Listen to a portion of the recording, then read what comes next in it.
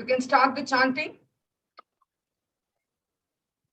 Om Tachayora-vrinemahe Gatuyanyaya Gatuyanyapataye Daivi Svastirastunaha Svastirmanushebhyaha Urdhvanjigatu bheshajam Shanno Astu Dvipade Shanchatushpade Om Shanti Shanti Shanti.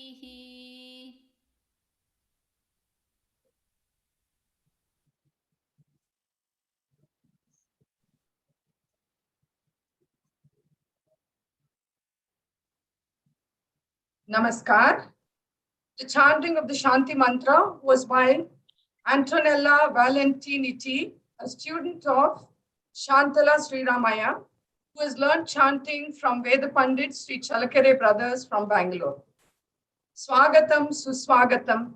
Welcome to all our esteemed speakers, guests, and audiences from around the world to our annual event, Namaste 2021, a global Utsava of Indian soft power, brought to you by the Center for Soft Power, an arm of Indic Academy, in collaboration with the ICCR. This is the third session of our festival, Traversing Dimensions, Experiencing India Through Her Museums. Museums play various roles in communities, and today we have different kinds of museums with different objectives.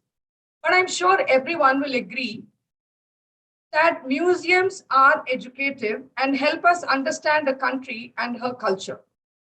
The role of a curator is not merely to protect, organize, and maintain ancient artifacts and art anymore, but to research and create spaces that tell stories and make the experience unforgettable. I just read an article today, and it was an excerpt from a podcast. And Seng Yu Jin, who's a senior curator of the National Gallery in Singapore, he says, research is really the engine that drives the museum, is really what forms the knowledge base of a museum. And for curators, it's only through research where curators do their field trips, and in my case, interview artists, acquire information, knowledge, develop collections, that we start to think about what curating is and what curating does. It's only from the position of research whereby we are able to inform the whole process of selection, the processes of deciding on display, of developing curatorial frameworks, and of creating identities for not just our exhibition, but also for our museums. So more often than not, people think that, museums is just a whole collection of a lot of ancient artifacts. Maybe at one point in time it was, but that's not how it is today. When he says research, everybody tends to think that research means scientific research. The research can be scientific, but not scientific in the process of saying that, you're trying to prove a hypothesis. Because with an arts research, there is no proving anything. It's more about exploring and understanding and see what this artifact was surrounded by and how the piece was created, what it conveys, what the material is, how long it was, and what the social fabric may have been at that time, and how the material was sourced, and to create stories that will delight the viewers. That is the object of the research that is conducted on artifacts, not like a scientific experiment where you have a hypothesis and you're trying to prove something. And then in this changing world, I think museums should have physical exhibits, because somewhere I tend to think that, this whole age of the digital age, everything is going to go digital. But the digital part of it should be something that enhances or, supplements the physical exhibits itself, because there's a certain, I don't know whether I should call it vibration, but there's a certain relationship you feel when you actually see the exhibit. So this evening, we have with us 4 speakers, each bringing very innovative and fresh ideas of museums. So I will now let Arunima take over to introduce each one of them. And I sure hope you all understand. And I think everybody should make it a point to visit museums, because museums tell a lot of stories. And, I know that there are some museums in my own hometown in Bangalore which don't do much, but I would encourage you to see the Indian music experience. But our archaeological museum, I mean, you need to enjoy it yourself, because the curatorial aspect of that museum should improve. So I will now let Arunima take over. And once again, I welcome you all and thank you all for being with us today. Namaskar. Thank you so much, Akka. A very warm welcome to all the panelists. We have with us Srimati Mansi Prasad. She's the director of the Indian Music Experience. Mansi ji is an accomplished singer, an eloquent orator, an arts manager. She's the museum director of the Indian Music Experience, India's first interactive music museum. As a performing artist for over 25 years now, Mansi ji has traveled extensively in her career across India and the world. Numerous awards have come her way, including the prestigious Bismillah Khan Yuva Puraskar from the Government of India Sangeet Natak Academy, Ananya Yuva Puraskar from Ananya Bangalore, Yuva Kalakar Puraskar, Young Artists Award from Sri Chanmukhanda Fine Arts Mumbai, and the Rotary Brigade Young Achievers Award. Welcome, Mansi ji. It's a pleasure to have you with us. We also have with us Srimati Nalina Gopal, curator of the Indian Heritage Center in Singapore. Nalina ji is a social history and heritage curator with experience working at museums in South India and Singapore. She's currently the curator at the Indian Heritage Center in Singapore and oversees its curatorial team. Her recent publications include Sojourners to Settlers, Tamils in Southeast Asia and Singapore, a seminal publication on Tamil diasporas in Southeast Asia, for which she was the co-editor. Apart from the permanent galleries, she has recently curated several exhibitions at the center on the lesser known aspects of Singapore's heritage and Singapore's Indian heritage. I've been to that museum and it's been a personal favorite in all the museums that I have seen. I would definitely recommend everybody to visit that museum. We also have with us Sri Sohan Kumar Jha, Senior Director, National Handicrafts and Handloom Museum. Sri Sohan Kumar Jha is the Senior Director, and he has the museum itself is a 5-acre premises that holds 35,000 distinctive pieces reflecting India's craft traditions through painting, embroidery, textile, clay, stone, and wood. Housed in the building designed by noted architect Charles Correa in the 1970s. The museum also houses a village complex where several traditional craftsmen and residents can be seen working in the designated area, also selling their wares. I think with the National Handloom, they just behind us, Sri Sohanji will have a lot to add from his experience. And the last panelist that we have for the day with us is Sri Vijay Kumar. He's the co-founder of India Pride Project. Sri Vijay Kumar is also the owner of a shipping company, executive based out of Singapore, and he's the co-founder of India Pride Project, as I mentioned. He's been very active, and we've been hearing about his work recently in news. I've seen him call himself an activist for bringing our stolen artifacts from Indian temples back to where they belong, to their home, and that's a commendable work and a great contribution to Bharat itself. Welcome, Vijay Kumarji. Over to you all. Thank you so much.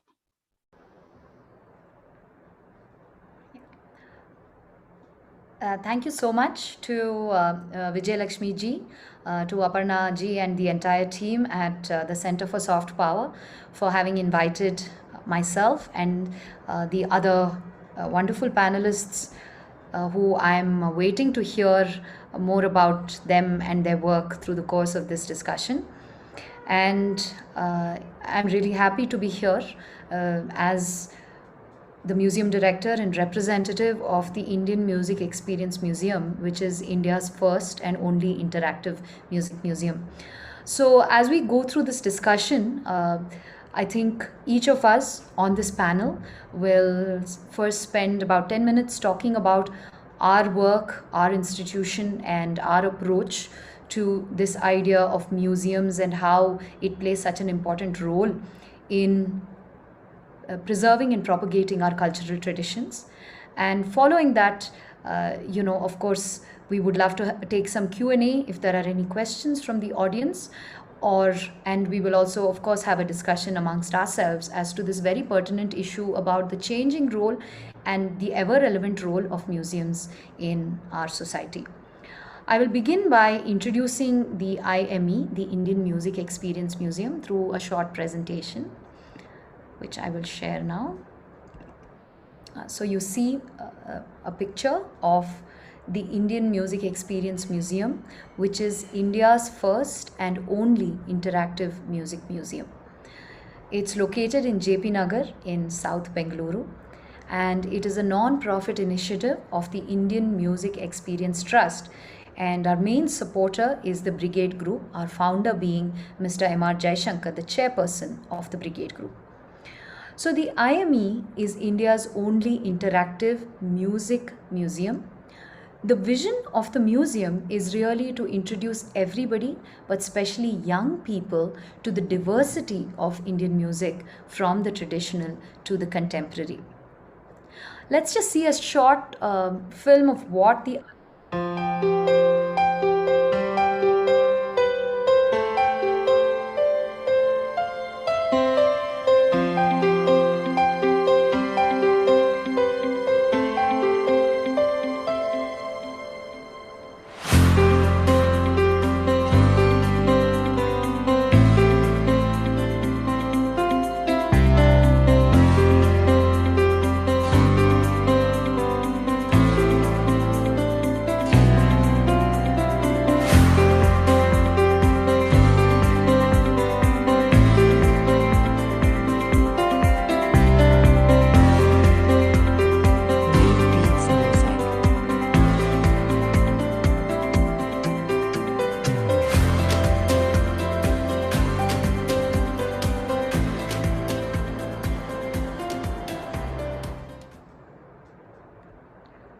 So that was a quick glimpse at the galleries of the IME.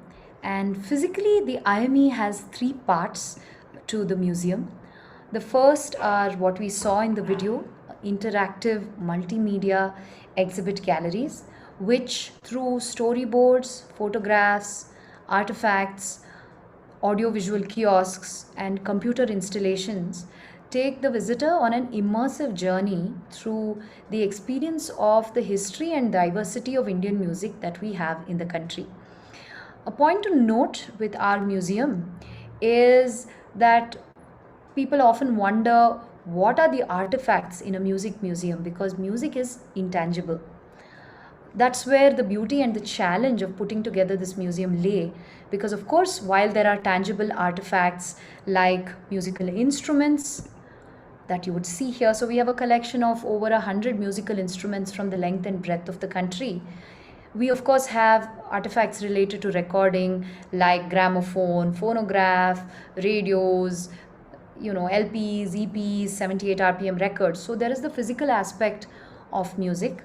But beyond that, the real artifacts and the real treasure of the museum lies in the music, the collection of music that we have, which spans, as I said, many of the genres of music, covers a lot of the great legends of Indian classical music, right up to contemporary bands and the music that you hear today, including the music of film. So it's really an all-encompassing experience, immersion into I think it's a microcosm of India in itself, because Indian culture, Indian society is so diverse, and the best way to hold a mirror to that is through its music, is what we feel. But before music as an art, music is also a science. And it's very important for especially young people who are our target audience to understand the science behind sound. And this is accomplished through the sound garden, which is outside the museum building, where we have 10 interactive playable music installations, each of them which brings to life a different principle of physics, such as frequency, resonance, vibration, pitch, timbre, amplitude, resonance. These are all terms from physics which are brought to life in music. And by playing on xylophones, or by strumming the wind chimes, or by striking the gongs, one can really get an experience of the principles of sound and physics that go behind music. The third part of the IME is a learning center where we have over 100 students, mainly children but also adults, learning various genres of music. And what differentiates the IME is that we have a structured curriculum based music education program. So while maintaining the tradition of the Guru Shishya Parampara, we also believe that in today's modern world it is important to have some structure, some frameworks, and some contemporary methodologies by which we can continue to transmit this rich tradition of Indian culture that has been passed down from generations. And that is what we aim to do at the Learning Center.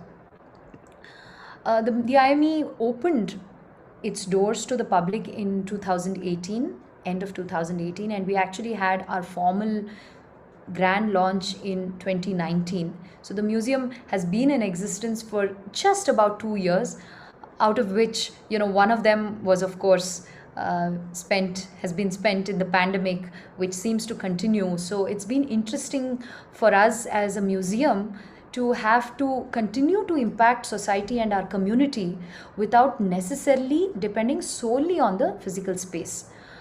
But coming back to what the IME does, as I mentioned, one of our core target audience is children, because that's where we feel real difference can come about. And the IME has had thousands of school children visit as part of their field trips. And this is something that I really wanted to emphasize, that if we do want our culture and our traditions to be carried forward with pride and to the next generation, our target audience for everything needs to focus a lot on young people, on children, not even on teenagers or young adults, which is fine, which is important. But I think a lot of the focus needs to be on catching them young, get them hooked to our Indian traditions and the beauty of our culture at a very young age, and those are the memories that they will carry with them throughout their lives. And we do that, as I said, through our field trip program and now various online ways that we engage with schools, which is an important core constituency. As I said, the IME was inaugurated in 2019. We had a concert by the tabla maestro Zakir Hussain. Since then, of course, the museum is growing to be an important institution of art in the city, and dare I say in the country as well. We are often visited by artists from around the world. We have visitors both locally from other parts of India and from around the world who come to the museum to get this one-stop shop experience of what Indian culture is all about. And just an example of some of the events and the public programs that we do at IME, spanning from large format concerts to showcasing musical instruments, to a summer camp centered around music, to even healing through sound, music therapy being a growing and important discipline. We do sessions where we use sound as a way for mental upliftment and stress relief. We do a whole variety of public programs. The IME has been very positively reviewed in the press. We've received appreciation from several noteworthy personalities who have both visited as well as sent their wishes. We believe in collaboration being a very important part of what we do. And the IME is an official institutional affiliate of the Grammy Museum in Los Angeles. And as part of this network of Grammy Museum affiliates, we have engaged and continue to engage in dialogue and conversation with institutions around the world, trying to both learn from these international institutions as well as spread awareness about Indian music and Indian performing arts globally. Of course, been very positively reviewed by visitors. We're completely wheelchair accessible. I think as museums, it's important for us to set the benchmark in being inclusive, in being accessible, and that is something that we work very hard on doing. So how have we dealt with the online world? I'd just like to take a couple of minutes to talk about that before I hand over to the next speaker. So how has the IME dealt with the online world? So one of the things that we did very quickly was to sort of pivot to a new way of working online. And that involved, of course, our team going online. And beyond that, of course, our learning center is now completely engaged in online music education. We, of course, hope to move to a hybrid model where we have online and offline education. Beyond that, we started curating exhibits online.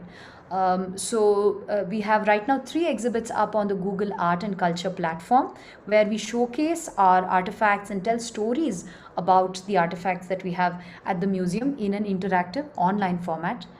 As far as conservation goes, last year we curated and presented an online digital archive which is called chaudaya.com. You can find this online. This was a collaboration with the Shankar Mahadevan Academy, where we have created an online digital archive of the compositions and information about the legendary violin maestro Mysore T. Chaudaya. This is again accessible to everybody online. We even conducted competitions so that more young people would learn and sing his compositions.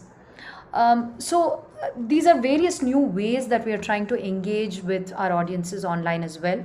In summary, the IME works in 5 different areas of exhibition, conservation, public programs and events, education, and community outreach. And of course, we have several eminent people on our board. I must mention, for example, of course, our founder, Mr. Jaishankar, and the renowned Veena artist, Dr. Suma Sudhindra, who has worked very closely in the setup and continues to be on the leadership of the museum. So I'm going to stop here and just summarize by saying that I think it's an interesting time for museums and arts organizations worldwide. A report by the UNESCO said 90% of museums are under threat of permanent closure during the pandemic. Now, this is something that should make all of us, sit up in our seats and say, what can we do as a community of people who care about culture and heritage to support, work with, and collaborate between and with museums, because museums are extremely important spaces that serve as an important link between the past and the future. If I were to summarize the role of museums, I would say in 3 eyes. The role of museums is to first inform, secondly to interpret, and thirdly to inspire. And I do hope that museums in India rise to the challenge of becoming more contemporary, more outward looking, being more visitor centric, because truly we all agree there's no country which has this depth and breadth of culture that we do, but where we lack is really in new ways of presenting and involving our audiences, and let us hope that's where museums of India will progress towards. So I'm going to stop here and now hand over to the next panelist, Srimati Nalina Gopal from the India Heritage Center. And Nalina ji, I would love to hear from you more about your work and how you've held the flag of Indian culture high in Singapore through the India Heritage Center. So over to you, Nalina ji. Thank you, Mansi ji. So we are the Indian Heritage Center, and I think that brings me to perhaps just how museums can help audiences understand not just India, but Indianness. And I think museums play a very important role. Nalina, sorry to interrupt, but we can't see you. You can't see me? Sorry. Can you see me now? Okay, just one more. Can you see me now? Okay. Yes. Yes. Okay. Sorry about that. Okay. So I was saying thank you to Mansi ji. I have been to your museum, and I thought that it was one of the best in terms of the interactive experiences it offered in India. And I also noticed that many of those who worked on it professionally in terms of design, etc., were from Singapore. So it was a nice link there as well.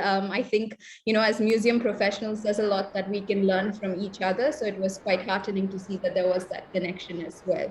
On IHC, we are the Indian Heritage Center, and we're a museum that is very much under the National Heritage Board of Singapore.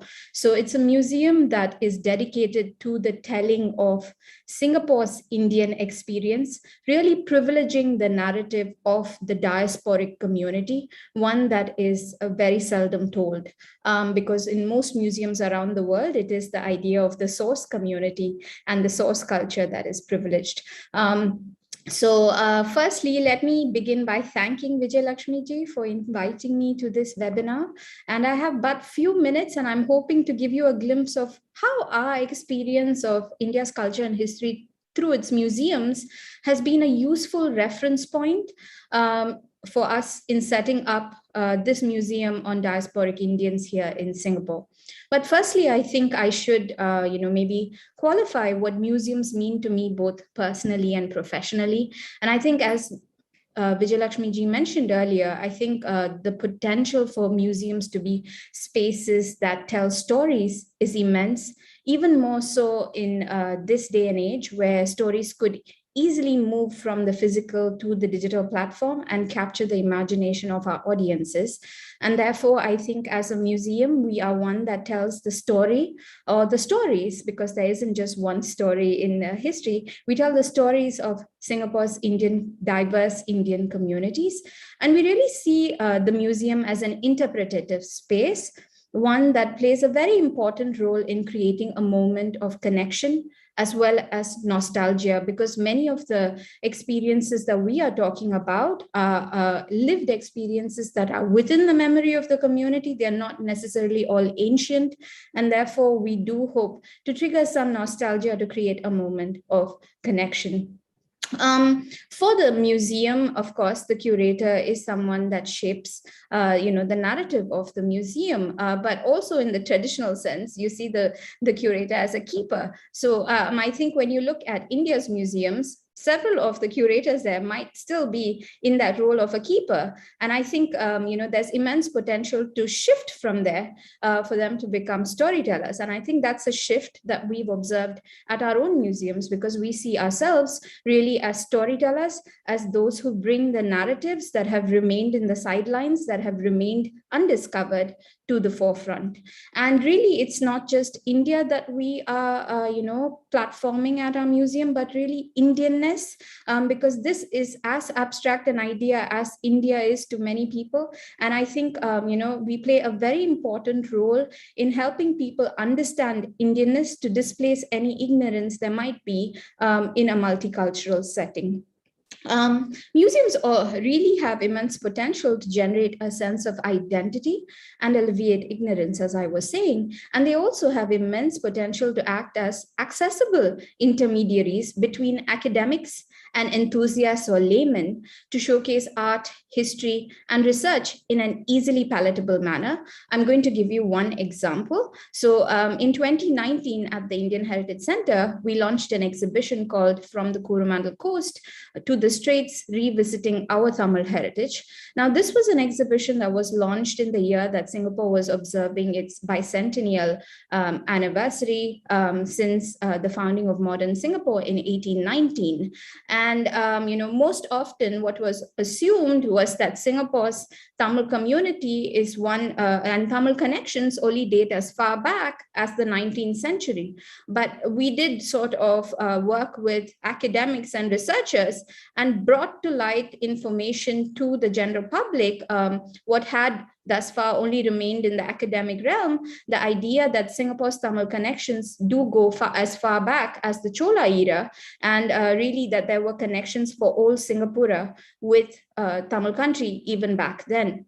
And therefore, that the experience of modern diasporas was but a repeat of an ancient connection that existed between regions. And this was an immense moment of pride for the community. And therefore, I think it's also important to remember that museums have a lot of potential to create a sense of community, a sense of pride with the narratives that we tell, because the narratives that we privilege at the museum should be those that have a moment of connection connection for the community. At the same time, I think the museum also plays an important role in defining what is museum worthy, the selection process that Vijayalakshmi ji was making reference to earlier. So at IHC, I think, for those of you who visited us and those of you I hope will look us up online after this, you'll find that our objects are not necessarily all only from one era or of one type. They're not all like sculpture, they're not all art. There's really a mix of media there, because what we privilege is the narrative. We don't privilege the object or the genre. And therefore, alongside objects that were going back to old Singapore, say about the 14th century, we also had everyday materials that were archival and photographic from family archives, helping us illustrate that some of the Tamil families in Singapore go back about 8 generations to the early half of the 19th century, really almost as early as the founding of modern Singapore. And this was again something that we felt that many people, even within the community, were not aware of, because there have been many waves of migration to Singapore. And therefore, not many people are very clear as to when some of the oldest settled communities arrived, in Singapore. So this also reminds me of, some of my visits to museums in India, whether it is the Sanskriti Museum in New Delhi, which was of course driven by the vision and passion of one man, O.P. Jain, to educate audiences on India's folk art. And not only did the museum elevate the place of everyday art in the mind of the common man, it also patronized craftspersons who installed many of the exhibits at the museum. The general understanding of what is museum worthy is fairly abstract, and that things like everyday kitchen objects were given place alongside paintings and textiles fascinated many of the visitors, including students. And I think this is a kind of fascination that many visitors to our museum face, because they're pleasantly surprised to discover that something they might have at home, whether it's an ammikal or a mortar and pestle, or it might be objects that they might use in their sort of ritual existence. These are things that they are able to connect with very easily because they've seen it at home, as opposed to the idea of a very traditional, conventional museum that might only display high art. And I think the same goes for the Crafts Museum in New Delhi, as well as Janapada Loka in Bangalore, because they really educate visitors on lifestyle and folk traditions, and not just sort of elevating an elitist idea of art and history. And I think these continue to be frontrunners in understanding the artistic content of everyday life in India. And I must also add an aside to say, in fact, the Crafts Museum's merchandise perhaps well surpasses that of even the V&A, and nurtures so many artistic communities. And merchandise produced by the museums have immense potential to capture the imagination of audiences as well. And this is something that we try to do at the museum too, because our collection is a nascent one, it's growing, and it has inspired some of the merchandise that we produce at the museum, which become very easily collectible and very easily memorable aspects of a museum visit, because it's important that we are not a space that people visit once and then forget about. We are here to stay in their memory, and we keep looking for ways that we can stay in their memory. And I think when we talk about the kinds of objects, we must also remember the work of Ananda Kumaraswamy, who was the keeper of the Indian section of Indian art in the Museum of Fine Arts, Boston, from 1917 to 1947. And he had always shown an interest in traditional arts and crafts, driven by the notion that these important and artistic aspects of our past were disappearing in the face of modernism. And I think for us, in Singapore, for instance, a number of families have lost some aspects of their history only because of, say, things like shrinking space, housing becoming smaller and things like that, with people not having space. And therefore, there is an urgent need for us to work with the communities to identify what might be worthy of preserving for the future, and do it not in isolation, but together with the community. And of course, this whole point about making it a point to visit museums is one that many of us struggle with. I think this is essentially because museum going culture is very nascent in South and Southeast Asia. And I think I should draw from my own personal experience, because when I was invited to speak at this webinar, I began looking back at my own introduction to Indian art and culture when I grew up in South India. And I was trying to recall when my first visit to a local museum was, and came to the conclusion that when one is surrounded by art and architecture dating back to several centuries, one is seldom drawn to the display of such heritage in a space devoid of context. Perhaps a visit to Mahabalipuram was more memorable than a visit to the museum in the city, in my memory. And I think that is something that is changing in many parts of India. And I think it is something that is changing in the diaspora as well. I think the museums are seen as spaces that can really provide a sense of pride and history. So when we look at young museums, how do we draw visitors in to the museum? For IHC, we are a 21st century museum, and therefore our collection is one that perhaps might not, be as exciting, say, as a museum that has been developed over the last 100 years. Or, for instance, like the National Museum of Singapore was in its past entity was the Raffles Museum, and they inherited the collection from the colonial era. So of course, there are a lot more older things. But I think, where young museums like us come in is that we are able to, refocus the narrative on stories that have been left out entirely. For instance, during the colonial era, there was absolutely no effort made to document the lives of Indians who were living in Singapore. And therefore, there remain huge gaps in our knowledge and our understanding of the past. So we as a young museum have been working with the community to go out there, and we've launched a collection drive in the past, and subsequently as well, we launched one for a very specific sub-ethnic communities exhibition. And we are really going to the community and telling them that we are a place that they can see as one that preserves their heritage, one that they can turn to entrust with their heritage. And I think this is a very critical role for us to play in this time, because people are perhaps themselves in the midst of life-changing events such as moves. They could be relocating, or they could be in shrinking spaces, as I mentioned earlier. And therefore, it's imperative that they look to an institution to take on this bigger challenge of preserving history and heritage, and really for us to be one place that can have a document of Singapore's Indian heritage. So we are really, therefore, a very rare institution in concept that sets us apart. There are, in fact, very few other comparable institutions around the world that privilege the narrative of the diaspora over that of the source community.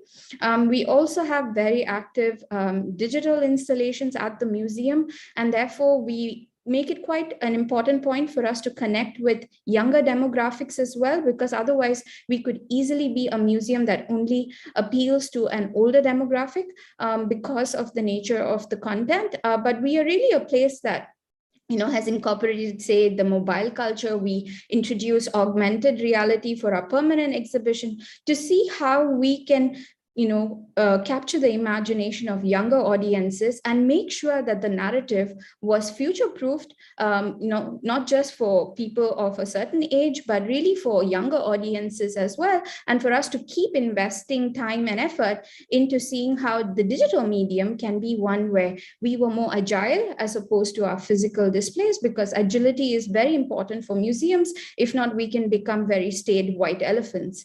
And while we have a stellar collection of materials that's very unique to the community in Southeast Asia and Singapore, few people would know about this collection if we were not available with our collection online. So we do have our collection online through roots.sg, which is a portal that National Heritage Board runs for all of the heritage materials in the collections of diverse museums under the board. And we also use our social media platforms and even YouTube to document our collection, because we fully recognize the importance of the collection, both for lay narratives as well as for research, because we are an institution that has materials that are very unique to the community that researchers can't access elsewhere even. And I think what makes us really novel is that we are an inclusive community museum, one that is novel in how we have co-created and collaborated with the community to tell their story, because what we are saying is that we are telling their story or stories. We're not telling through their perspectives. We're not telling the story for them. We're telling it with them. And I think that really distinguishes what a young museum like us can do for them, which is a very different approach from, say, what was done with older museums that are very conventional in their understanding of history, which could appear quite unilateral. And lastly, I think it's important to also stress the role of museums in consolidating an inventory of cultural heritage, whether it is for us here in Singapore or whether it is for museums in India, because I think it is very important for us to be able to identify our collection, for us to also, generate some employment, because it is the people in the museum industry who are able to capture the imagination of other people. So it's really important for us to see how the museum business can be an industry that's self-sustaining, that really works hard to classify, catalog, and explain the significance of our collection, not just create temporary experiences the way exhibitions are typically created, but really for us to see how we can nurture research, how we can nurture long-term and sustainable interest in Indianness. With that, I'd like to thank everyone and hand over to Mr. Jha from the Crafts Museum in New Delhi.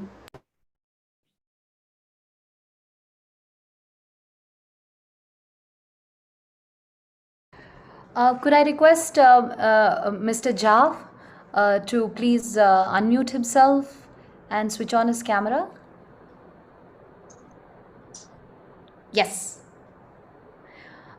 So, Mr. Jha, could you please, take us through a little bit about, your museum and also your perspectives on the role of museums in a changing world? Thank you, madam. Thanks a lot to Madam Vijay Kumar for inviting me. As the previous speakers, Madam Mansi Prasad and Madam Nalina Gopal, and they have spoken a lot about the museums, role of museum, experiencing India through museum. I will focus my address only about the Crafts Museum. You all know, everybody knows that tourism is an essential medium to know any nation or place and or to recognize its culture. As the museum has been defined in the modern way, that museum is not only an educational institution, but museum is now being known as a workshop where things are done, a school where things are taught, an academy of higher learning, and a place of cultural enjoyment. The visitors can feel a free atmosphere, as I am here in National Crafts Museum, National Handicrafts and Handloom Museum. All those persons who have visited the Crafts Museum, you may be knowing, you might have felt that such a free atmosphere, such a space difficult to find in the heart of the city, and that too in Delhi, where there is a village complex where you can feel that you have reached a very, very remote village of the country. In this National Crafts Museum, I have seen that when school children come, how they devote their time to know the crafts. They see each and every paintings displayed on the walls. They learn each and every aspect of the museum. You also know that this museum, Crafts Museum, is known as a living museum. Why it is known as living museum? Because it not only houses the 30,000 artifacts of handlooms and handicrafts, but there is a program known as crafts demonstration program, where 50 artisans, weaver and performers, they participate every month in this museum. Whatever they display in their stalls, they can show how that can be made. The weavers can show the weaving process, how they weave the handlooms, and artisans show how they make the various crafts. And performance, folk songs and folk performers, they perform our folk songs and folk dances of our country.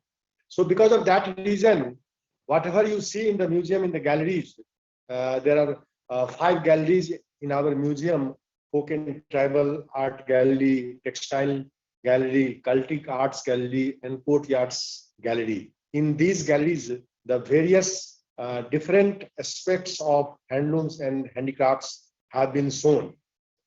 The architect of this museum, as you know, that Mr. Charles Correa was the architect. He has made this museum like a village because it is housing the handlooms and handicrafts. In our country, the handlooms and handicrafts, these two sectors are the biggest employment generating sector after agriculture.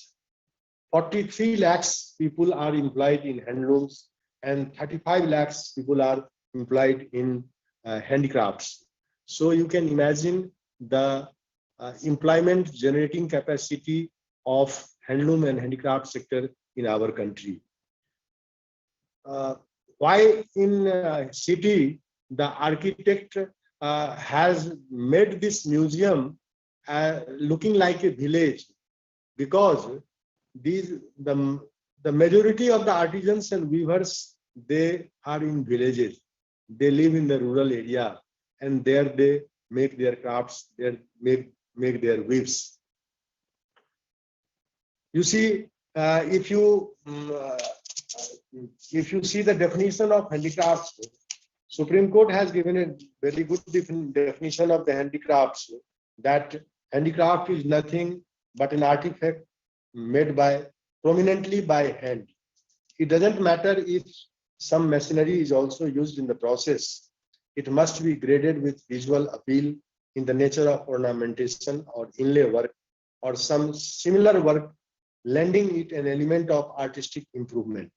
Such ornamentation must be of a substantial nature and not a mere presence. In handicraft sector, in handloom sector, more than 50% artisans and weavers, they belong to female. Female are the majority of the artisans and weavers. In this museum, once you enter, you are taken through a passage opening which has been covered with a sloping tiled roof and has been tasseled with a row of small windows, doors along with iron screens that run along a huge courtyard. The open spaces are adorned by a tulsi altar, a wooden chariot, etc.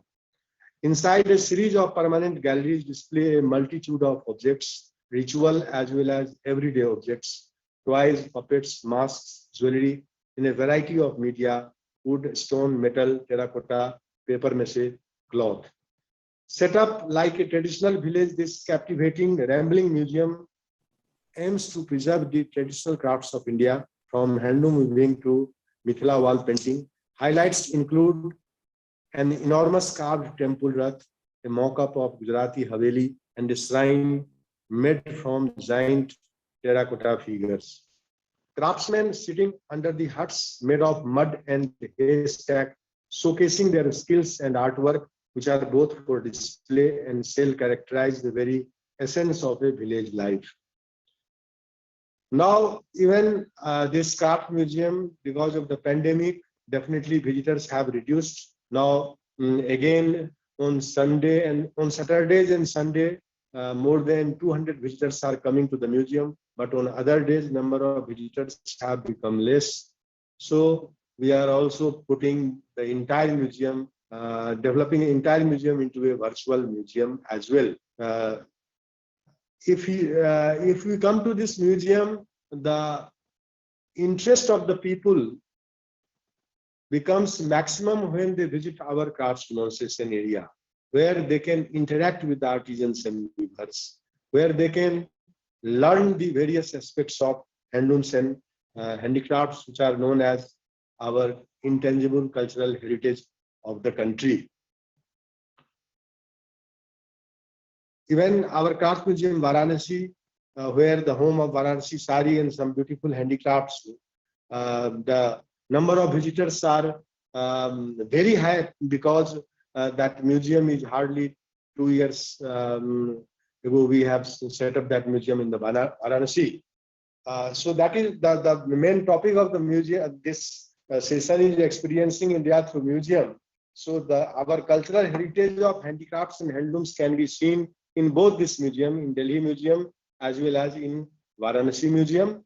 The various intricacies of weaves and crafts can be seen in the galleries, and as well as can be directly with interaction with the weavers and artisans.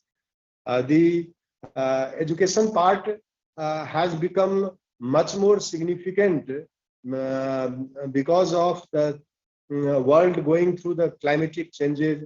The importance of handlooms and handicrafts have become more and more, and with this, they are all the basic importance of both these things have increased, and people are taking more and more interest in both these sectors. Recently, we have just on 7th August, we have National Handloom Day. You all know why on 7th August National Handloom Day is celebrated. On 7th August 1905, we introduced this concept of having Swadeshi, and from that angle we started celebrating National Handloom Day on 7th August, where the beauties of handloom and attraction of the handlooms are being popularized, and masses are being appealed to purchase handlooms so that our weavers can generate employment. As we know that in our country, definitely museums are not the very much revenue earning places. Although we have some entry fee has been made, but it's not generating that much revenue. Government is supporting all the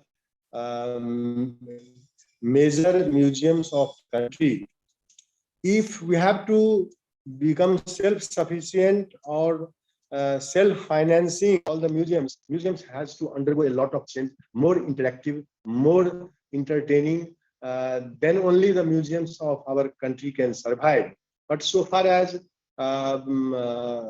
for tourists, definitely museum will remain a place where they can come and they can learn our past, they can link past with the present, and they can have a mental recreation also in the museums. With those things, definitely museums is playing a big role for the tourism sector, and in future also museum will play a major role for the tourists, because if even in the pandemic, if the visitors come in the museum, they can see each and everything by maintaining all the protocols of the pandemic, and with that they can enrich their knowledge, they can have mental satisfaction. With this, I conclude my address. Thank you. Thank you, Shri Soham Kumar, for having given us an overview of one of really the most wonderful museums of our country. And of course, being an institution under the government comes with, of course, its own challenges and its own advantages as well. And I think the Crafts Museum is really a place that we all need to celebrate. With that, we'll move on now to our next panelist, Mr. Vijay Kumar, and we're all excited to hear more about the India Pride project and, of course, Thank you. work with museums and collections as well. Yes. Thank you. So I'm just going to start by saying that I'm outside of the industry and I'm going to share my experience of how I look at museums and what is it in museums that inspired me. And this is what we do in terms of the India Pride project. But before we go on to talk about a museum experience, I'd like to take a moment to salute a dedication to the unknown artists and sculptors who are basically the reason why we are still here, who created these divine, masterful works. The kings and chieftains who supported them, and to the people who continue, like you and me, who continue to still enjoy them. A big salute to the wisdom of the ancients. And we owe it to them to celebrate their works, to protect them as custodians and pass on to the next generation. Having said that, uh, just a bit. So I just wanted to refine what a museum is, and as we know, it is from not to sound too academic, from musea. Uh, so in essence, what it means is it's a building set for the study of arts, and here is where I think the two key aspects that I take it: study, that's education, and a celebration of arts. And I'm going to share in the next few minutes what is it that I look forward and what is it that I study from an Indian museum and what is it that I've gained from my experience in visiting museums over the last 2 decades. The traditional role of museums is something that I hope we can discuss. The early museums were very latest, as we said, most of it, as I would look at it, were collecting fetishes by the colonial powers, and then we go back to say 1,000 years or 2,000 years ago. We would now look at them as war trophies. So, what is it that is a museum? Is something that needs to be told. The history of objects and how they landed up in the museums, not just the provenance, has also to be explained. So the museums have today to become more open, more pragmatic, and also talk about the impact of the people. I think with what's happening with, for example, the European Union, the UK, especially in terms of repatriation, and that's something not out of context in today's talk. So I just leave it at that. My role, for me, a museum holds the cultural wealth of the nation in trust, and that's for all generations. And by its function and that unique position, again, I'm quoting from this fantastic public lecture that I chanced on. Please go and look it up. It's the cultural conscience of the nation. And I feel great pride when I go and see these brilliant works of art that have withstood the ravages of time, uh, stood there for thousands of years, some 2,000 years, and still continue to enthrall and inspire. And I think that's the key to it, to house all these objects in a single place where you can walk around, look and feel the hand of our ancients. And that's, I think, the true aspect that I take to start with. uh, Education. Education is critical. And today, I think education that is devoid of culture is empty and incomplete. Today, what we just go into temples, we go into heritage sites, and then we just walk off. What is it? There's a fundamental objective of a museum. It's its ability to impact cultural education. I think that's where we need to focus more uh, for future generations to appreciate our history in the right sense, to take pride in the achievement of our forebearers. I think museums today, and especially Indian museums, have a tremendous repository of collections. They even rotate once in a month.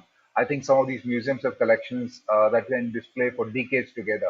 I hope museums will use that and develop fantastic exhibits and move it across states, because right now most of the Indian museums are very state centric.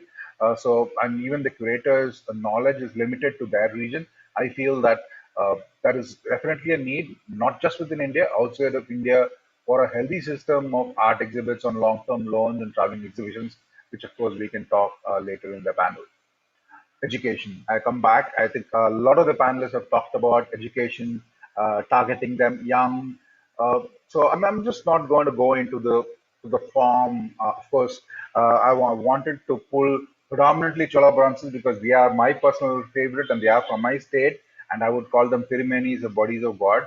But then, how do we introduce people to a very interesting concept, but in a very in a dummies kind of way? I'm sorry to use the word dummy, where I was a dummy, and I'm going to show how I learned about art and iconography, how to appreciate museums in my own way. And I thought I'll just take a few minutes to show how I would look at it. And this is exactly what I wanted to do. And here is it. This is my son when he was 7 years old at the National Museum in Delhi. And he was actually taking notes and, replete with this Indiana Jones hat and all. And then the security guard was into dad was taking photographs and he's helping me taking notes. And the guard walked up and asked him, "Hey, what are you doing? No? Are you really writing stuff?" And this guy said, "Yeah, that's a Pallava Vishnu. It's got a Prayog chakra and it's got the Upavita going on the elbow, which is an early Pallava." So I think the youngsters have the interest. It's just that you have to inspire them to learn. And kids are naturally inquisitive. And the moment you inspire them, it's just lighting the wick. They'll go on. In fact, it was reverse with me. I found that I could use this initiative, write this to create a rather narrative storyboard. And this was a program that I did for school children, wherein I introduced them to narrative storyboards. For example, when we go into, for example, the Jatakas, Mahakapi Jatakas, we just see them as exhibits. For example, the Chennai Museum or in the Calcutta Museum, Barhu Tupas. But then for young audience, just that inclusion of Jataka tales from, of course, my inspired. I learned a lot of my Puranas from Amar A big salute to ACK for that. The moment this comes in, you don't need to write a lot of narratives for that. Just that cover would do. Similarly, for example, Krishna Kalinga Mardana, again here, just a few images from there. And I think that's what is required to just kindle the curiosity in them. And then it's not just for youngsters. For me, what a museum affords is to have all the different study material right there in front of your eyes. So when I say, for example, when I started reading about what the standing poses are, how do you distinguish some Vishnu, for example, here in Samabanga? How do you look at it in the front? How do you look at it in the back? And then I went on to see Sayana posters. Of course, I just want to say that we are not only looking at it. This is from Mr. Andy from Cambodia, and this was a gigantic Holocaust Vishnu bronze. Again, a personal favorite that is now in the Phnom Penh Museum. Such a beautiful work that I think to go and physically witness these massive influences of this issue is something that needs a separate session as well. But then I started looking at it, and the moment I was looking for examples, when I read in a book, it was very difficult to comprehend what flexion was, for example. It's very simple when I then started picking these small tutorials where I looked at counting the bends. So then it was easy for me: one bend, zero bend, samabanga, abanga, adibanga, and then of course tribanga, the classic contraposta. So, so for me, and then to look at the classic Greek sculptures, when you go to museums, you can build on it. But then the start point is when I'm going to look at all these coming out in the same place. The concept of flexion was right there in front of me. For example, when you go into the Chennai Museum in the Bronze Gallery, the seated ones, of course, to read in a book like this was very difficult. The moment I started interjecting physical forms to it, it was very easy for me to make reference for it. So the museums are fantastic repositories for you to not just study, but also experiment. So it became like an exercise where you start identifying. It's like a game wherein we can go and look at how to identify the seated postures. Of course, this is from the Colombo National Museum. This fantastic Gilded Bodhisattva. This again is from the Chennai Egmore Museum Gallery. So all these are vital learning tools for I would say a medium, not a very serious researcher, or a medium-term researcher. And this is right there, all of them stacked right there in front of you. And I hope people take on these kind of exercises, these kind of notes should be simplified. I've seen this example in Singapore when a group of children were walking around, and unfortunately, because they were children, I'm not able to put out these photographs, but they had a small activity book where they had like 20 of the iconic exhibits in the ACM where they could mark, they could draw, they could sketch. These kind of activity books could be developed for Indian museums, which will encourage young children. Right now, for example, schools have it in their agenda to take kids on these museum trips, but you just see them catching their hands in a line and just walking past the exhibits. just a chore that they do that. So if we can come up with, like, for example, this doesn't take even 2 minutes for us to make it into a PDF file. If this kind of small guides or tutorials could be made really downloadable, the schools could make this as an activity book and give it to them. I think it's something that we can comprehend very easily and make the immersive experience for them that is now lacking in most of our museums. We have fantastic collections, examples right there in the front of our eyes where we can make each one of these cultures count. And the moment you put this as a visual stimulant for them, and then we can go into more advanced research. I'll just take one more example. I was with a numismatic friend of mine who had this beautiful finger ring, and we were contemplating what. So this was a ring that was found in a riverbed. Now, how do you date such a small but significant artifact? Which period would it come from? And again, we went back to a small exhibit. This is a 15th century bronze. But then, if you look at her hand, there you see right there on her finger the ring there. So we can actually, there are a lot of avenues for research that we can use.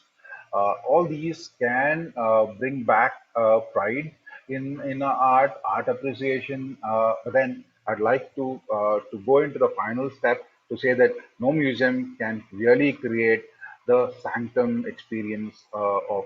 But then, unfortunately, most of our temples are not in great condition. But I do hope that people understand the examples of museums, learn from museums, and then go to temples.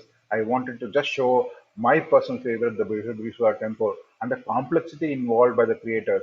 And this is just the alignment of the poster deities for you to understand the complications that are there. And then you have to see all of these before you go into the second row, where again there are sculptures, and then you go into the inner circumambulatory where you can see the brilliant Chola painting, and then you see the god there. So I sincerely feel that museums are great resources for getting kids early, and thankfully we'll all unite for heritage. And I just want to show this slide. This is our main job, but thanks for helping us bring back our gods. And with that, I think I'm exceeded my time.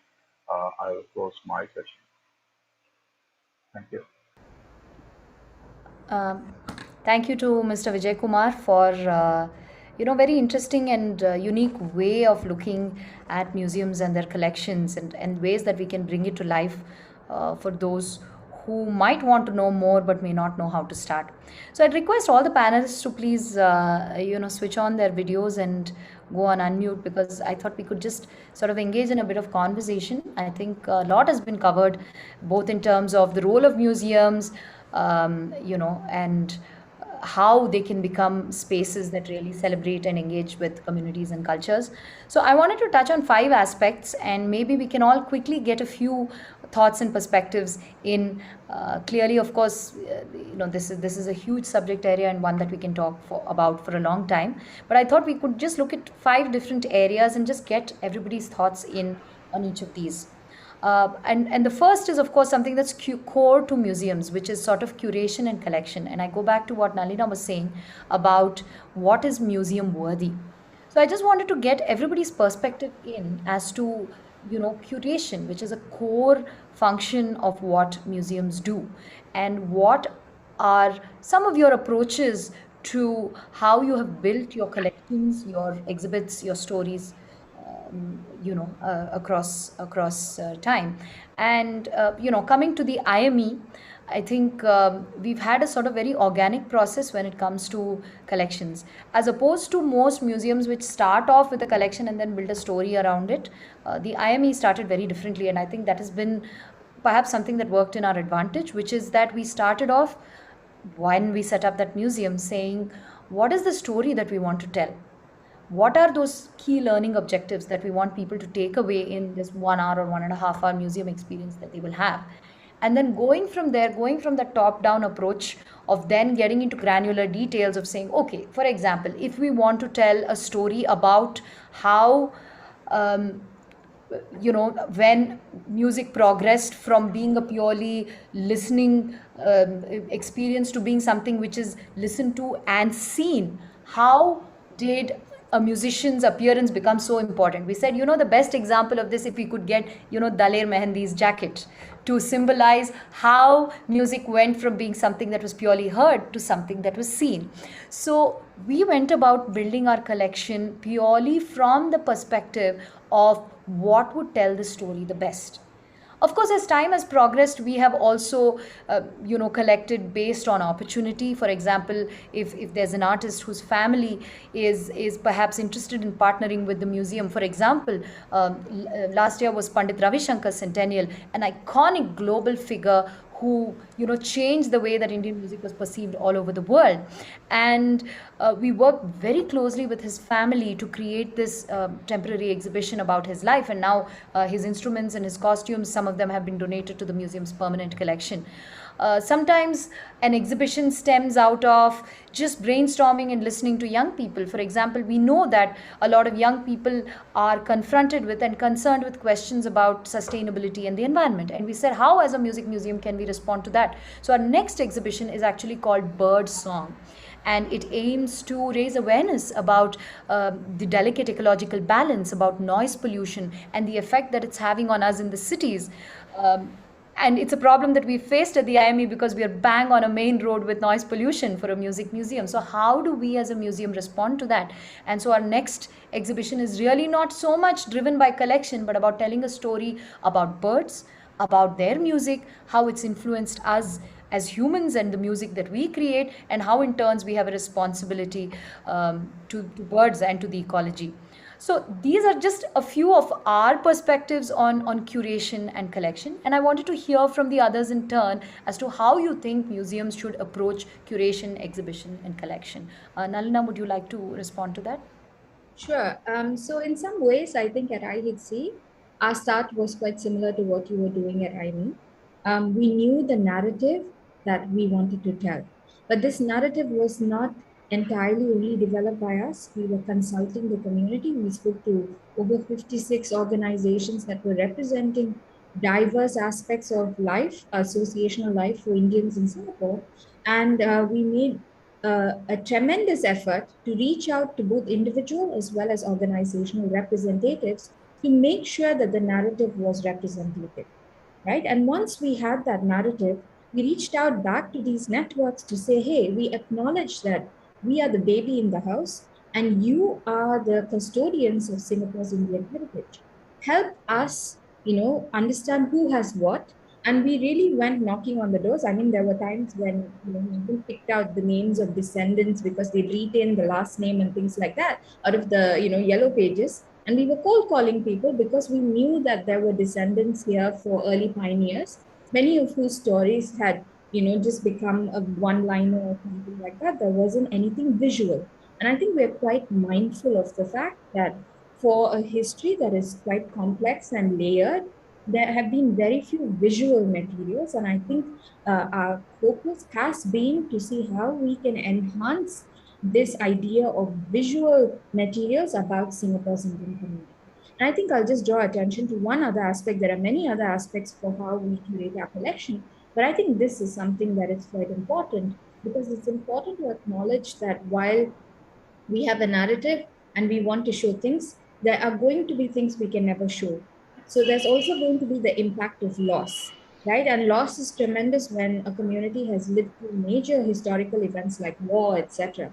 So there have been moments of loss, and that leads to a loss in understanding of identity. So we have been actively commissioning contemporary artists, asking them to respond to ideas and gaps in our collection because of loss that we can never ever overcome. And these contemporary works now help us tell that narrative through a visual medium.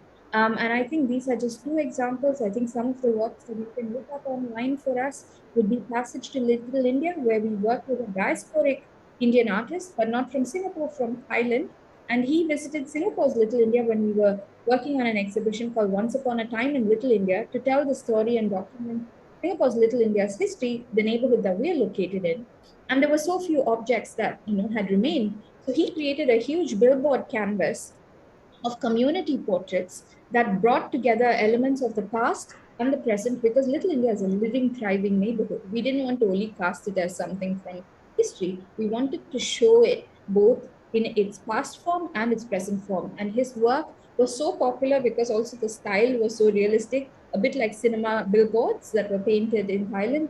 So they were so realistic that everybody wanted to touch it, and that's something that we had to combat with. But I think this idea of commissioning is also something that museums can rely on, especially in this day and age where provenance is a huge concern for many young museums who are wanting to build their collection. So I think we need to look to new mediums of, what could be considered as art or museum work. Thanks, Nalina, for that perspective. I wanted to also get Sohanji to come in here because, again, with something like crafts, how do you determine what is just an organic expression? How do you determine what of that goes into the museum's collection? How do you, sort of navigate these decisions, which I'm sure you have to make on a daily basis? Sohanji, I think we're losing you. Are you there? I think there might be an issue with his internet, so I'd like to move on to Mr. Vijay Kumar on the same perspective. Actually, you bring in a little bit of a different perspective of Yeah. As a viewer, for me, having also worked very closely with the IHC and happy to have heard many of their lectures on the diaspora, I would say that Indian museums can learn two things from the Singapore experience. One is their very healthy system of docents and friends of museum. I think that's something that needs commendable effort because we have a lot of people who want to do museum walks in India, but then there are very few experts who can actually do these walks. I feel that if there is a healthy system of training docents and friends of museum, I think that's one thing that we can go.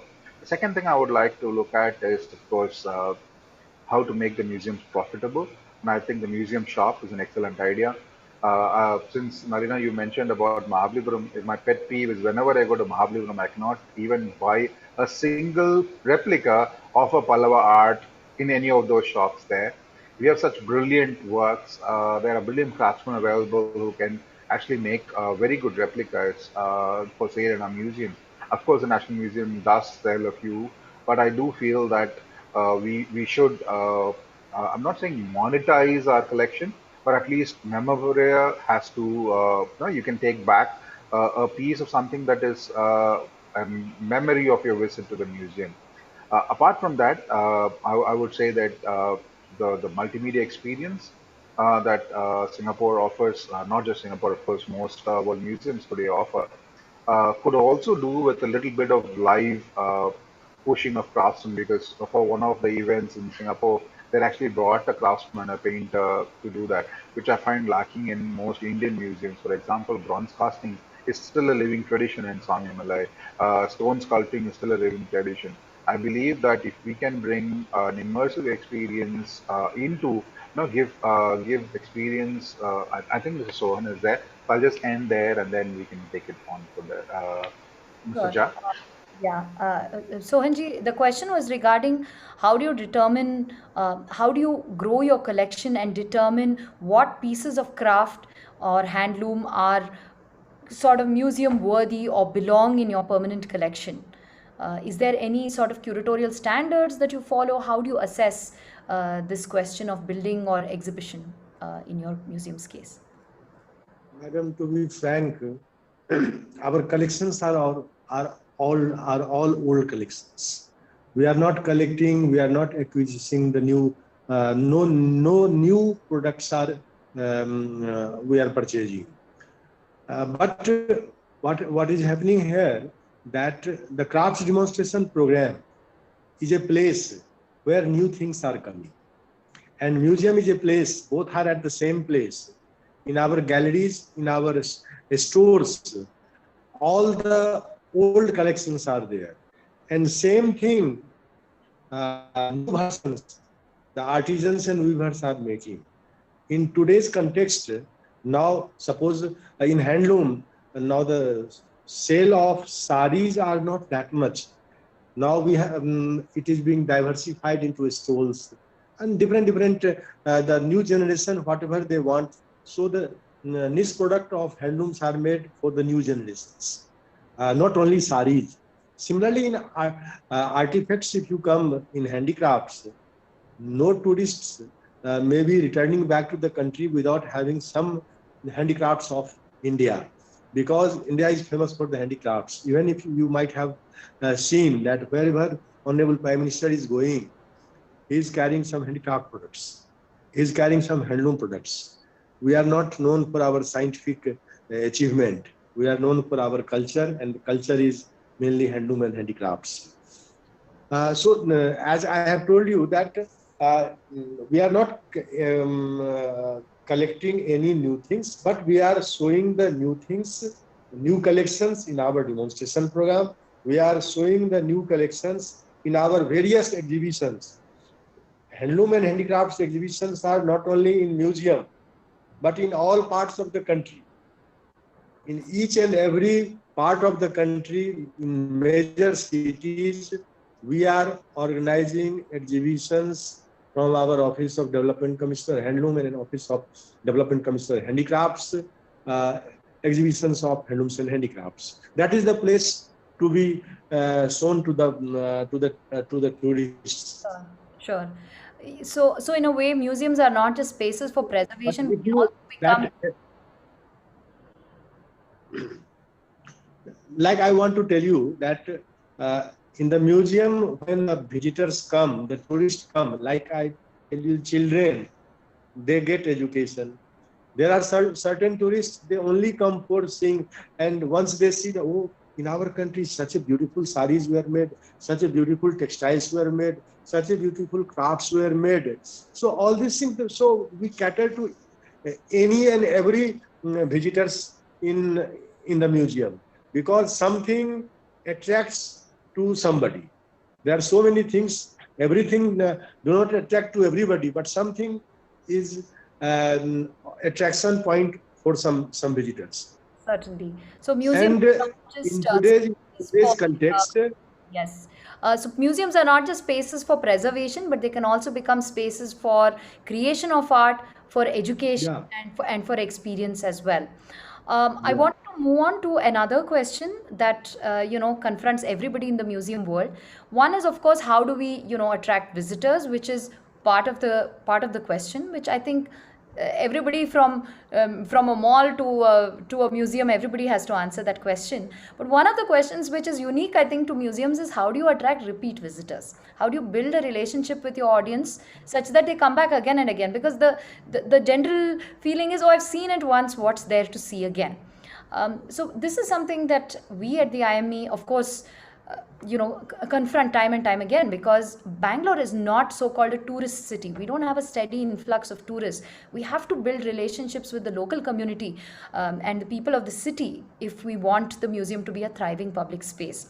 So the ways we do it, of course, our aim is to present one changing exhibition every year and invite one exhibition from outside, because curating an exhibition is a fairly involved process. And while we would like to change out exhibits once every few months, we know that it's not really a reality, but rather we aim to have one changing exhibition every year and invite exhibitions from outside. And this is where the network matters. The other thing that we do, which is a big advantage of being a music museum, is our reliance on public programs. We do a lot of events, talks, concerts, workshops, demonstrations that really keeps people coming back to the museum. Yes, they may not go and see the exhibits time and time again, but at least they're building a relationship with the space. And I would like to hear from the others as well as to what are some of the things that you think museums should do to build that relationship such that visitors keep coming back again and again. Nalina, would you like to go? You're on mute. Sorry. So I think it's important for us to acknowledge that we shouldn't be only attracting visitors, but engaging them.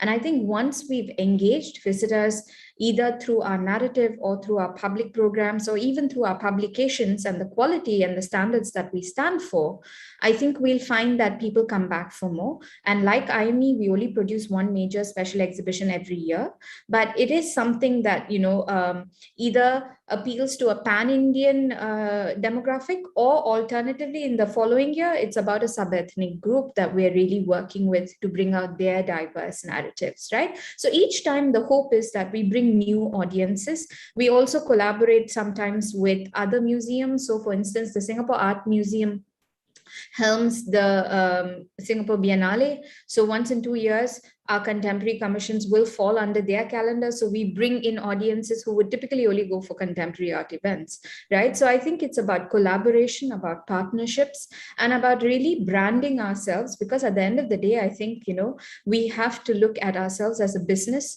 so that we are sustainable and that we are able to support ourselves and not rely only on external support. And maybe just borrowing a little bit from what the Crafts Museum does, we did launch an initiative with the High Commission of India here called Kala Sangam, where we were, until the pandemic struck, bringing in craftspeople from different parts of India, so that, there was this moment of connection between craft and tangible heritage and the diaspora. Because, typically what happens with diasporic movement is that intangible culture tends to survive more, as opposed to tangible culture, which might not have been transported together with them.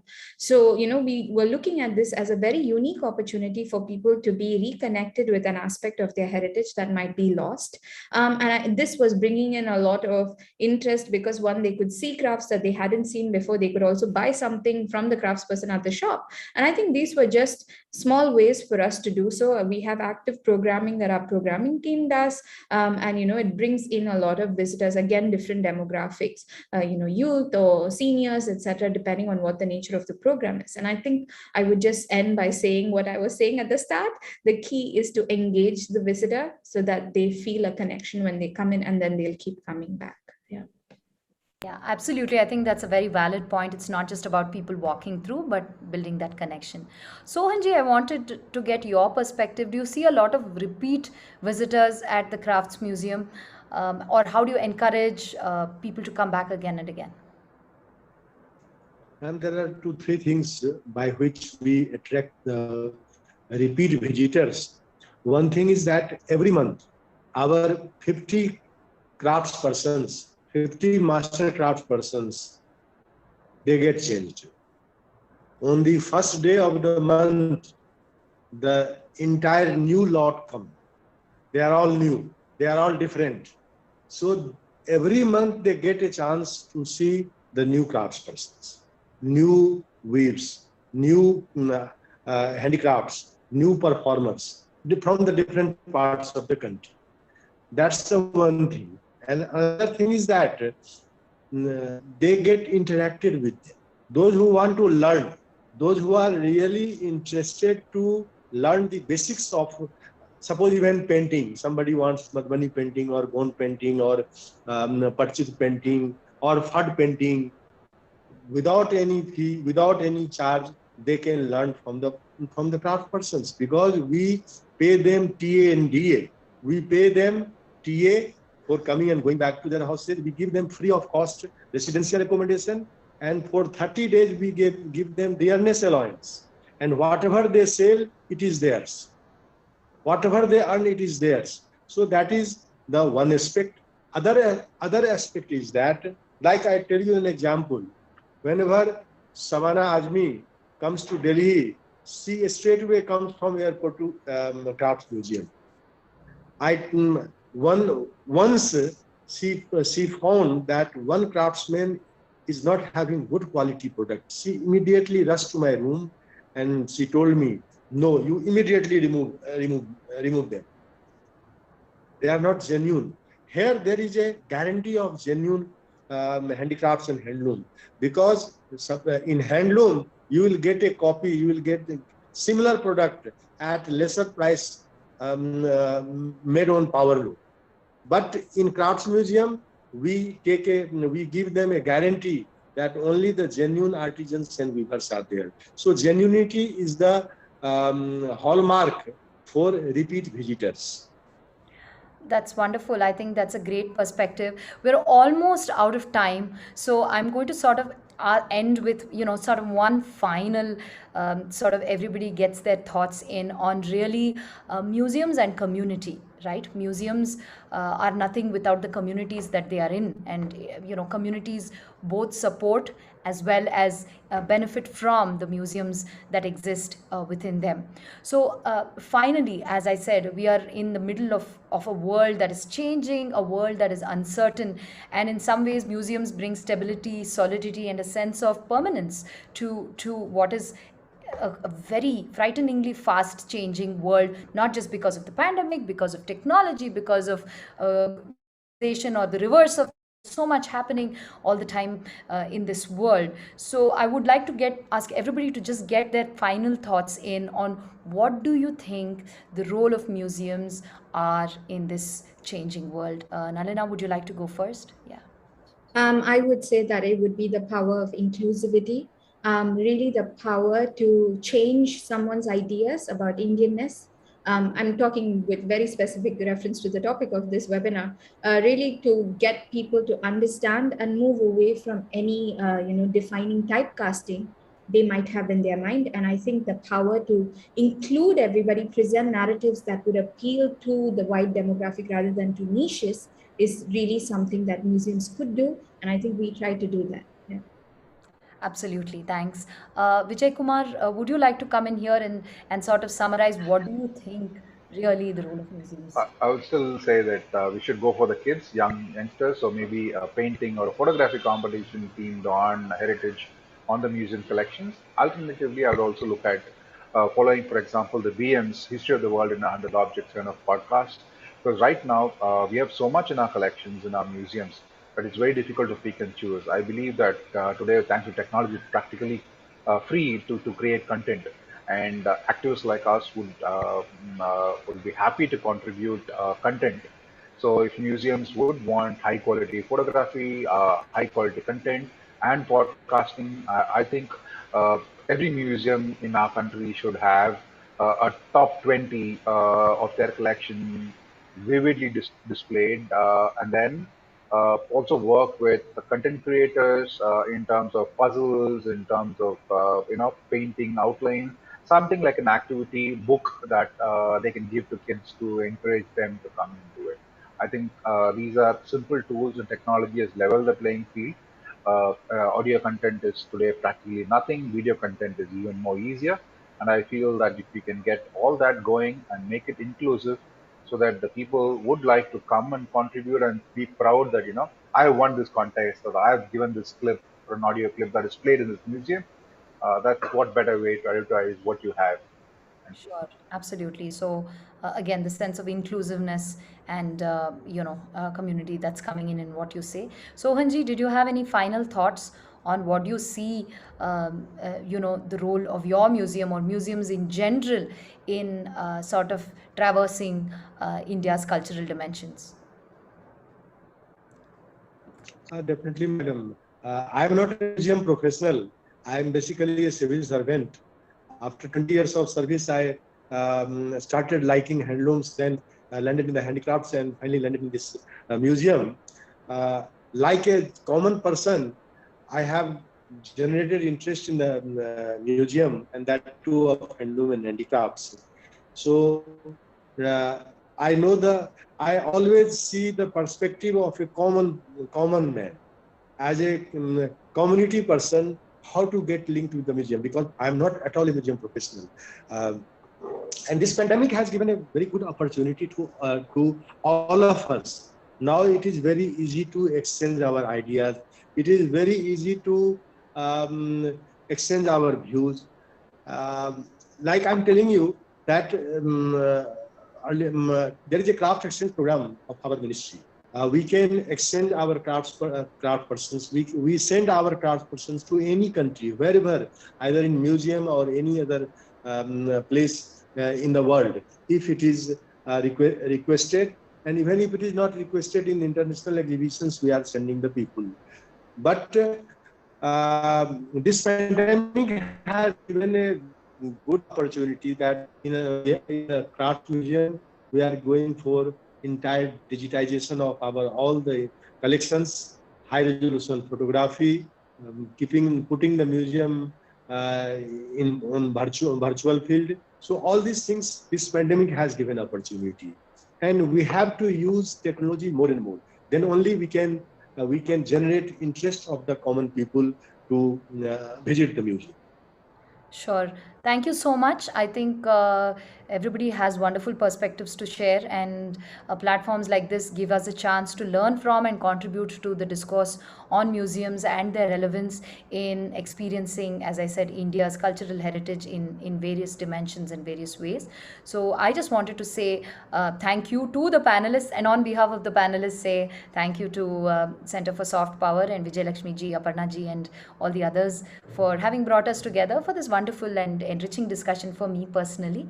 And I do encourage everybody who watches this and everybody who is in any way cares about culture and heritage to make it a point to visit museums, because who knows, it may end up changing your life or adding a new perspective to something that you didn't know before. So with that, I hand over back to Vijay Lakshmi ji. Thank you. Thank you so much, Mansi. At the outset, apologies in case my video is not very clear or my audio. There's been power fluctuations here. Thank you so much once again. All of us know, especially as Vijay ji said, the art in our museums originally would have been part of large complexes, buildings, pavilions, shrines, temples, where every surface and space would have been covered and filled with beautifully designed and executed reliefs, sculpture, painting, where there would have been a multitude of colors and scents of flowers, of rangoli, kolam. But of course, when we cannot visit those spaces, we have our dear museums. And as stewards of culture, museums have a very important role to broker soft power. They harness a nation's existing soft power. They bring together all the other resources of soft power, and their collections are examples of our civilization's highest achievement. They foster sentiments of awe, pride, and admiration, which all our diplomats are working towards, which is the objective of soft power diplomacy. And museums in each of the largest cities in the world have helped to reinvigorate their economies by sparking a boom in tourism. So it's not these isolated museums in their small parts of the city, but they help to further the tourism of the city itself. So thank you so much for this lovely discussion. I hope all of us visit the museums whenever we can and when the pandemic ends. If not, let's go to virtual museums, which are available a lot now. Tomorrow being our Independence Day, we wish all our viewers and our panelists a very happy Independence Day. And we will be playing a short song by Ricky Cage, which is a Bangalore-based Grammy Award musician. And he is dedicating this to conservation, which is very close to us. Kotiji, please could you play the game? Either you all rise for the national anthem or please turn your videos off.